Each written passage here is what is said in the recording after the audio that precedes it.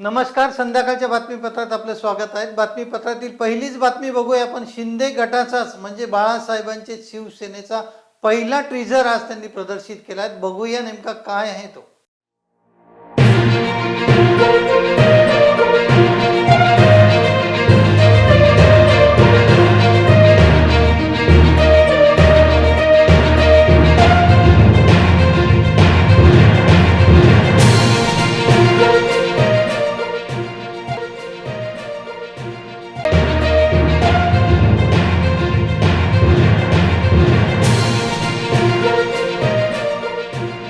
गरजू व गरिबांना वेळेवर अनुदान द्या, शिवसेनेच्या उद्धव ठाकरे गटाची मागणी.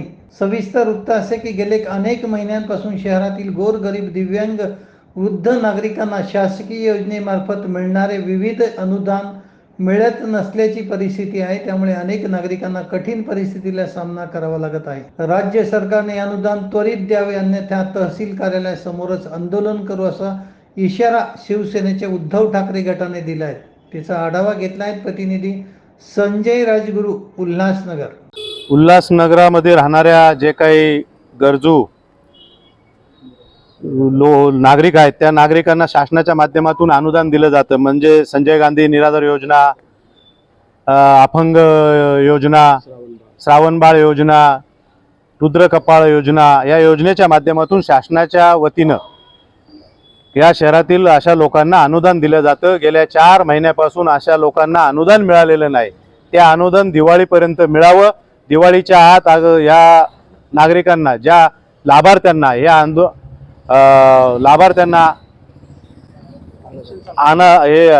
लाभ योजनेचा लाभ मिळाला पाहिजे. त्यांना जे काही अनुदान मिळतं ते मिळालं पाहिजे म्हणून एक लेखी निवेदन माननीय तहसीलदार यांना आम्ही दिलेलं आहे. दिवाळीपर्यंत या योजनांचा सगळ्यांना लाभ घेता यावा, दिवाळीच्या आत लोकांना अनुदान मिळावं. ते जर मिळालं नाही तर शिवसेनेच्या वतीनं शासनाचा निषेध म्हणून तहसीलदार कार्यालयावर आम्ही निषेध आंदोलन करणार आहोत, असं निवेदन आम्ही तहसीलदारांना दिलंय.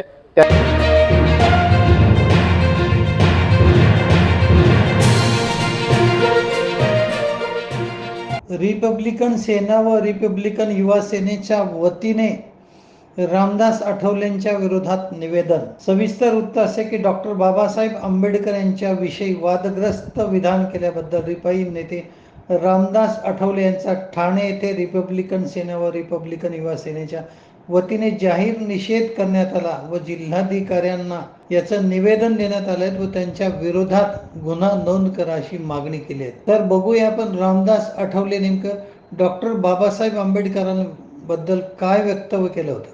बाबासाहेब आंबेडकरांनी त्यांची इच्छा नसतानाही त्यांना धर्म परिवर्तन करण्याचा निर्णय घ्यावा लागला. आम्हाला मंदिरामध्ये प्रवेश नाही, आम्हाला गावाच्या पाणवठ्यावर पाणी भरण्याची परवानगी नाही, आम्हाला दागिने घालण्याची, म्हणजे अशा पद्धतीचे अनेक जे काही अडचणी होत्या. तर या सगळ्या अडचणी असल्यामुळं बाबासाहेब आंबेडकरांनी नागपूर हे जे शहर आहे या शहराचीच निवड ही धर्मांतराच्या सोहळ्यासाठी केली.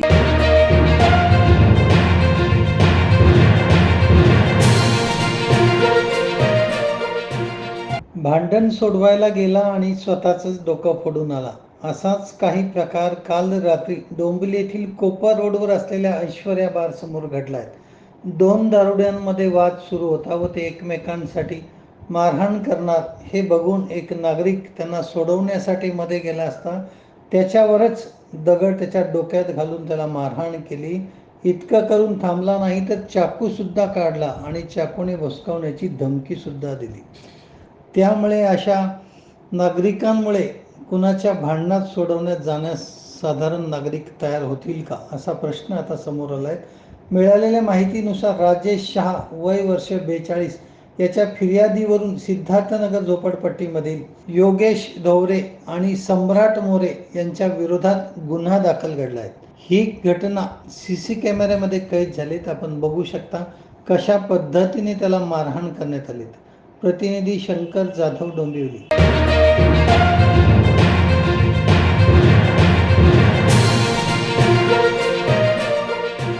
हिंदूंचे पवित्र मंदिर महाकालेश्वर उज्जैन याचा कॉरिडॉरचं उद्घाटन सोहळा पंतप्रधान नरेंद्र मोदी यांच्या हस्ते काल संध्याकाळी पार पडल्याचं लाईव्ह प्रक्षेपण अंबरनाथ शहरातील शहरवासियांना सुद्धा याचा आनंद घेता यावा यासाठी भाजपचे शहर अध्यक्ष अभिजित करंजुले पाटील यांनी याचं आयोजन केलं होतं व छत्रपती शिवाजी चौकामध्ये मोठा स्क्रीन बसून आपल्या शहरवासियांना या पवित्र सोहळ्याचा आनंद घेतावे यासाठी मोठं नियोजन केलं होतं भाजप शहर अंबरनाथच्या वतीनं। यावेळेला भाजपचे प्रदेश सचिव गुलाबराव करंजुले पाटील व त्यांच्यासोबत भाजपचे भटके विमुक्त सेलचे संयोजक माजी आमदार नरेंद्र पवार हे सुद्धा यावेळेला उपस्थित होते। यासोबतच भाजपचे महिला शहर अध्यक्षांसह महिला आघाडी व मोठ्या संख्येने भाजपचे कार्यकर्ते या कार्यक्रमाला उपस्थित होते। काल खरं तर अंबरनाथ शहरामध्ये मोठा पाऊस चालू होता, मात्र त्या पावसालाही न जुमानता या पवित्र सोहळा बघण्याचा आनंद अंबरनाथ वासियांनी लुटला। यावेळेला भाजपचे प्रदेश सचिव गुलाबराव करंजुले पाटील यांनी कार्यकर्त्यांशी संवाद साधताना काय प्रतिक्रिया दिल्या आपण बघूया।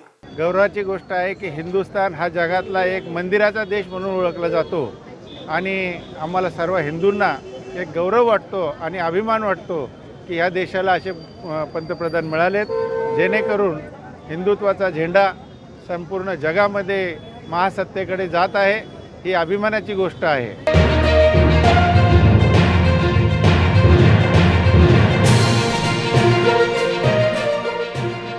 उल्हासनगर येथील मोठी धक्कादायक बातमी आहे। उल्हासनगर महापालिकेमध्ये पुन्हा एकदा फाईल चोरीची घटना घडली आहे। अशीच घटना काही दिवसांपूर्वी घडली होती आणि पुन्हा एकदा बांधकाम विभागाच्या 3 फाईली गायब झाल्या आहेत। त्यामुळे आता एकच खळबळ माजली, फाईली घेतल्या कोणी या संदर्भात माजी नगरसेवकांचे काय आरोप आहेत बघूया आपण। विडंबना है, कल तक जो ये महापौर थी इनकी पत्नी और कल तक ये उप महापौर थे जीवन इदनानी साहब, आज एक सिपाही का काम कर रहे थे। यहाँ आए, उन्होंने एक क्लर्क्स को अपनी धौंस दिखाते हुए 3 फाइल ले गए। मुझे जैसे ही जानकारी मिली तो मुझे अपनी दिनों की बात याद आ गई कि किस तरह से मेरे ऊपर इस बंदे ने कार्रवाई की थी।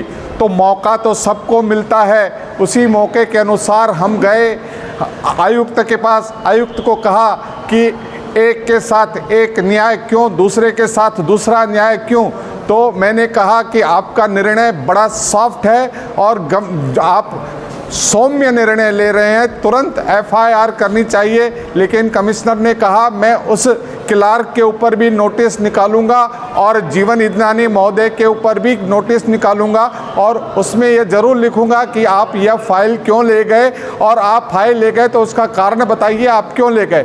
ठीक है, ये तो अधिकारी है, उसके ऊपर निर्भर करता है। हमारे टाइम में ज़रा कड़क अधिकारी था, उसने हमारे ऊपर कड़क कार्रवाई की, ये ज़रा सॉफ्ट कार्रवाई कर रहे हैं। लेकिन हमने आयुक्त से कहा है कि CCTV फुटेज को संभाल कर रखना चाहिए और हमें उसकी CCTV फुटेज मिलनी चाहिए, क्योंकि कोई कितना भी बड़ा क्यों न हो, फिर वो महापौर हो या उप महापौर हो, अगर यह काम करेगा तो उसको दंडित होना चाहिए। और मैंने हमेशा देखा है कि इनकी यह प्रैक्टिस रही है, सालों से यही काम करते आ रहे हैं। अगर खुदा न खास्ता इनके ऑफिस में रेड पड़ जाए तो कम से कम हज़ारों म्यूनसिपाल्टी के फाइल मिलेंगे, लेकिन मेरे इस भाषण के बाद वह साफ सफाई करके जल्दी कचरा बाहर फेंक देंगे। ऐसी मैं उनको एक ताकीद देता हूं कि आप जल्दी संभल जाइए और शहर को लूटने का काम बंद करिए। उस वक्त श्रीमान खुद यहाँ पर उप महापौर थे और उन्होंने अपनी ताकत का इस्तेमाल किया और मेरे जैसे एक गरीब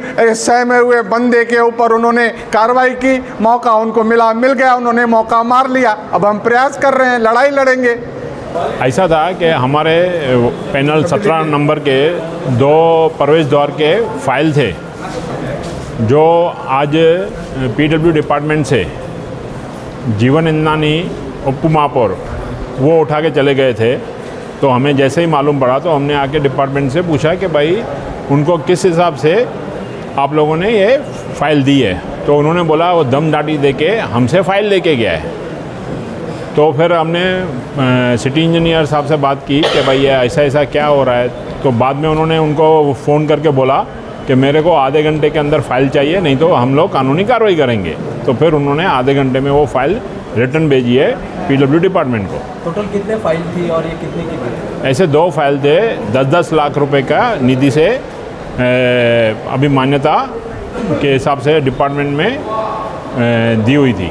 या संदर्भात अजित शेख आयुक्त महानगरपालिका उल्हासनगर यांनी न्याय दरबारची प्रतिक्रिया दिली देताना या संदर्भात काय आदेश दिलेत बघूया। एक फाईल जी आहे PWD डिपार्टमेंटमधील ती आमच्या कर्मचाऱ्यामार्फत एका माजी सन्माननीय सदस्यांना देण्यात आलेली आहे आणि ती त्यांनी त्यांच्या पर्सनल किंवा त्यांच्या प्रायव्हेट ऑफिसमध्ये वगैरे घेऊन गेलेले होते, अशा प्रकारची तक्रार प्राप्त झालेली आहे।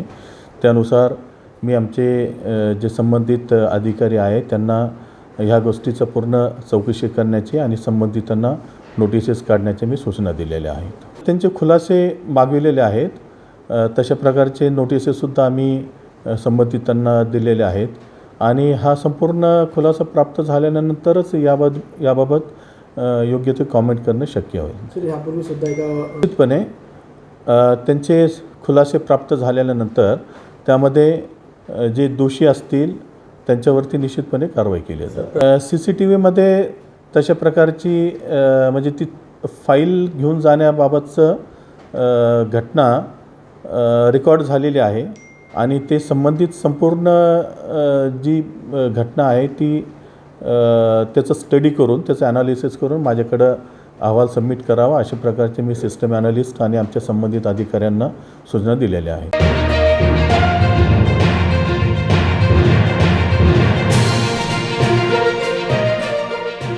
काल निवडणूक आयोगाने बाळासाहेबांची शिवसेना या पक्षाला ढाल तलवार हे चिन्ह दिल्यानंतर डोंबिवलीमध्ये मोठा जल्लोष साजरा करण्यात आला। कार्यकर्त्यांनी गणपती मंदिरात जाऊन या ढाल तलवारीचं पूजन केलं व गणपती बाप्पाला साकडं टाकलंय। अंधेरी पूर्व निवडणुकीत आमच्याच पक्षाला विजय मिळू दे, त्यामुळे आता गणपती बाप्पा बाळासाहेबांच्या शिवसेनेला पहिलाच आशीर्वाद देणार का, याकडे आता सगळ्यांचं लक्ष लागलंय। त्याचा आढावा घेतलाय प्रतिनिधी शंकर जाधव डोंबिवली। बाळासाहेबांची शिवसेना हे नाव सन्माननीय आमचे लाडके मुख्यमंत्री एकनाथ शिंदे साहेब यांच्या गटाला मिळालं। हा महाराष्ट्र ज्यांच्या नावाने ओळखला जातो, बाळासाहेबांचा महाराष्ट्र, बाळासाहेबांची मराठी अस्मिता, बाळासाहेबांची मातोश्री, बाळासाहेबांचं सेना भवन आणि बाळासाहेबांचं हिंदुत्व, आणि आता आमच्या पक्षाचं नाव हे बाळासाहेबांची शिवसेना।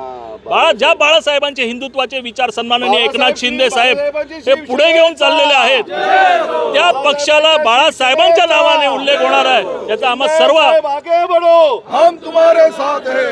आम्हा सर्व शिवसैनिकांना आनंद आहे। आणि आज संध्याकाळी आम्हाला ही ढाल तलवार, ज्या ढाल तलवारीमुळे महाराष्ट्राचा आराध्य दैवत राजे छत्रपतींनी या महाराष्ट्रात हिंदवी स्वराज्याची स्थापना केली, या ढाल तलवारीमुळे ज्या मोगलांनी अत्याचार केले होते, रयतेवर अत्याचार केले होते, ते अन्याय या ढाल तलवारीने रोखले। आता हीच ढाल तलवार घेऊन आमचे महाराष्ट्राचे लाडके मुख्यमंत्री सन्माननीय एकनाथ शिंदे साहेब पादाक्रांत करणार आहेत। आणि जो अन्याय या महाराष्ट्रावर जे हिंदुत्व विसरला होता, जो हिंदू हित की बात करेगा वही देश पे राज करेगा, त्या उक्तीप्रमाणे, त्या नियमाप्रमाणे आता शिंदे साहेब पादाक्रांत करतील। आणि 5:30 पावणे 6च्या सुमारास निवडणूक आयुक्तांनी, निवडणूक अधिकाऱ्यांनी जो आयोग आहे त्यांनी आम्हाला शिंदे गटाला वंदनीय बाळासाहेब अशी शिवसेना जो आम्हाला पक्षाचं नाव दिलेलं आहे आणि त्यांची निशाणी ढाल आणि तलवार दिलेली आहे, त्याचं आम्ही पूजन करण्यासाठी आपल्या ह्या गणपती मंदिरात आम्ही सर्व शिवसैनिक इथे आलो होतो। आम्ही गणपती चरणी प्रार्थना केलेली आहे की आपला हा शिंदे सरकार अतिशय चांगल्या प्रकारे जो काम करत आहे त्यांना यश निर्माण करो, त्यांना कुठे अडचण निर्माण होऊ नये। आम्ही बघितलं असेल 100 दिवसात शिंदे साहेबांनी या युतीच्या सरकारने अतिशय गोरगरिबांसाठी, दीनदुबळ्यांसाठी, शेतकऱ्यांसाठी चांगले निर्णय घेतलेले आहेत आणि अशीच त्यांना प्रगती लाभो म्हणून आम्ही गणपतीच्या इथे प्रार्थना करायला आलो होतो। हिंदुत्वाच्या विचारांचे वारसदार आमची निशाणी शिवसेनेचा, बाळासाहेबांच्या शिवसेनेचा आमची निशाणी।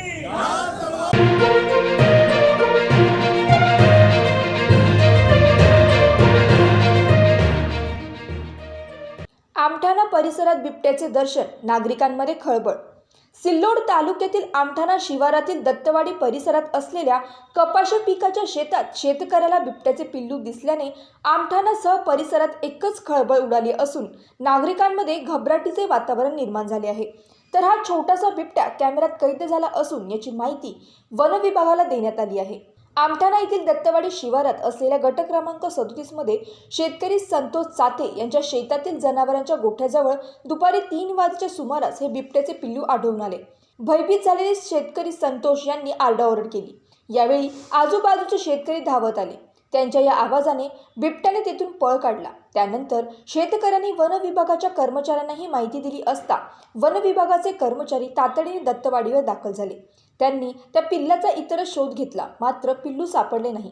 सदरील बछडे हे जंगलात किंवा शेतात निघून गेले असावे असा अंदाज वर्तवित कर्मचारी माघारी फिरले। मात्र तरी नागरिकांनी सावध राहावे असे वनरक्षक पूजा राजपूत व कर्मचारी यांनी ही माहिती दिली। प्रतिनिधी राम जोशी, घाटनांद्रा।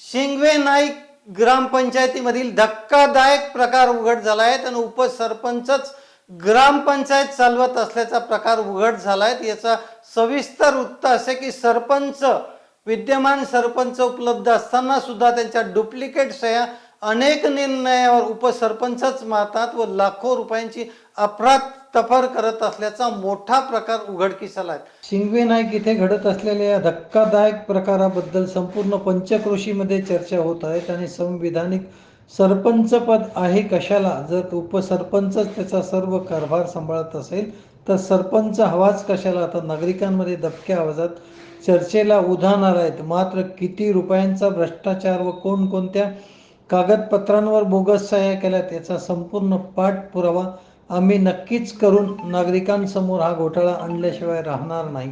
प्रतिनिधी रावसाहेब वरपे, अहमदनगर। तर हे होतं आजच्या ताज्या घडामोडींचं बातमीपत्र। भेटूया अशाच पुढील बातमीपत्रात। तोपर्यंत बघत राहा न्याय दरबार।